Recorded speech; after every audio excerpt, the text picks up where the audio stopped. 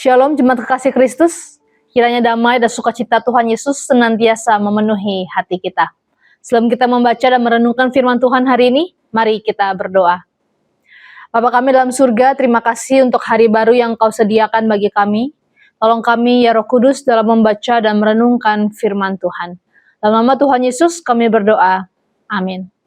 Renungan firman Tuhan hari ini terambil dari 2 Timotius pasal yang pertama, ayat yang ke-8 sampai yang ke-10. Demikianlah firman Tuhan.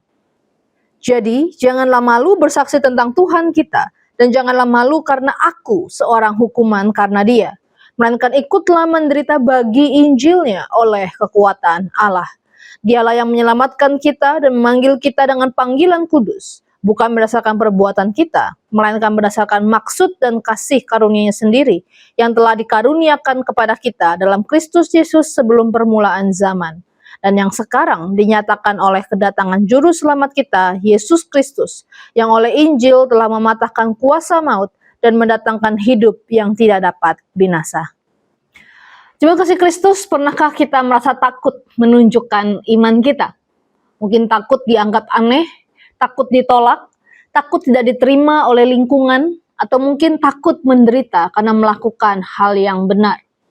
Dalam dunia yang semakin keras terhadap nilai-nilai kebenaran, banyak orang percaya akhirnya memilih untuk diam. Memang tetap percaya kepada Tuhan Yesus, tetapi iman itu disimpan rapat-rapat supaya aman dan nyaman. Itulah sebabnya nasihat Paulus kepada Timotius dalam 2 Timotius 1 ayat yang ke-8 sampai 10 ini menjadi sangat penting bagi setiap kita.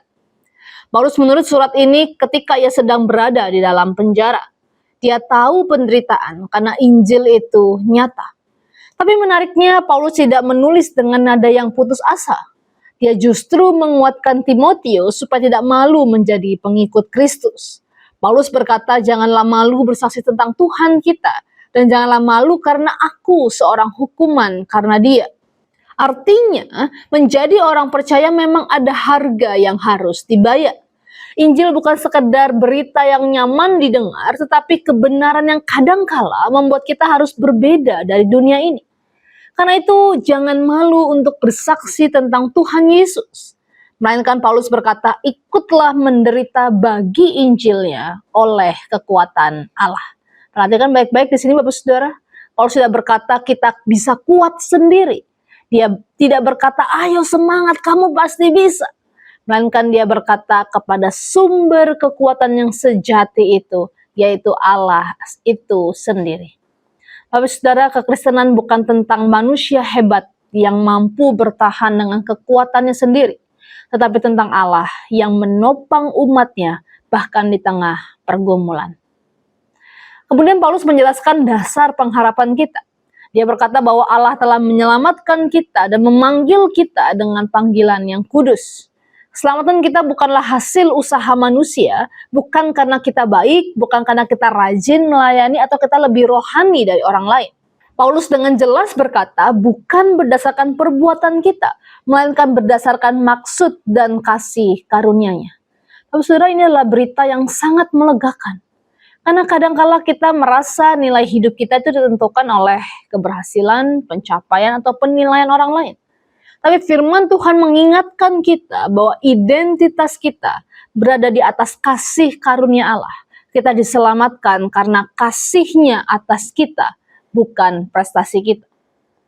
Lalu di ayat yang ke-10, Paulus membawa perhatian kita kepada Kristus. Ia berkata bahwa Yesus telah mematahkan kuasa maut dan mendatangkan hidup yang tidak dapat binasa. Inilah pusat dari Injil, Bapak Saudara. Yesus tidak hanya mengajarkan tentang kasih, melainkan Dia datang untuk mengalahkan dosa dan maut melalui kematian dan kebangkitannya. Karena itu, orang percaya memiliki pengharapan yang dunia tidak bisa berikan.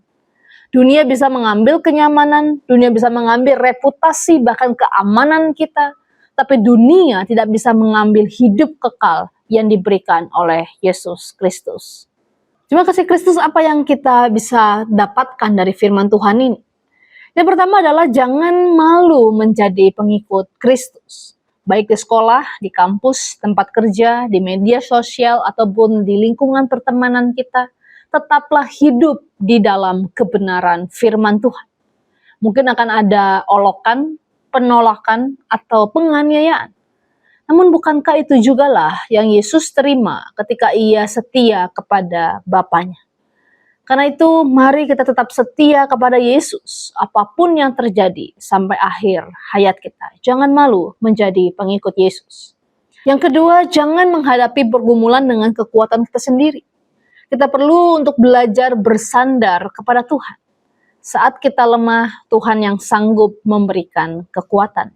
Dan yang ketiga adalah ingatlah bahwa hidup kita ini berdiri di atas kasih karunia Tuhan. Kita tidak perlu hidup untuk terus membuktikan diri supaya diterima Tuhan.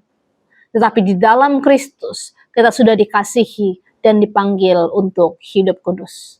Hari ini firman Tuhan mengingatkan kita untuk jangan hidup dalam ketakutan, tapi hiduplah dalam keberanian karena Kristus sudah menang atas maut.